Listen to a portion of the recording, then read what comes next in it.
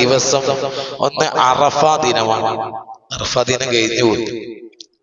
രണ്ടാമത്തേത് ദിവസങ്ങളുടെ രാജാവായ വെള്ളിയാഴ്ച ദിവസത്തിൽ, വെള്ളിയാഴ്ച ദിവസം ജുമാന്റെ ദിവസം അല്ലെ, ദിവസങ്ങളുടെ രാജാവാണ് ഏത്? വെള്ളിയാഴ്ച ദിവസം. ആ വെള്ളിയാഴ്ച ദിവസത്തിൽ എന്ത് ചെയ്യാം? നമ്മൾ ദുആ ചെയ്യാം. ദുആക്ക് ഇജാബത്തുണ്ട് എന്നുള്ളതാണ്. അത് പിന്നെ വിശുദ്ധമായ റമദാൻ മാസം എന്നുള്ളതാണ്. അപ്പൊ ഇതിൽ നമുക്ക് എപ്പോഴും വീണ്ടെടുക്കാൻ പറ്റിയ സാഹചര്യം എന്ന് പറയുന്നത് അത് വെള്ളിയാഴ്ച ദിവസമാണ്. അറഫാ ദിനം ആ അറഫാ ദിനം വന്നാൽ മാത്രമാണ്.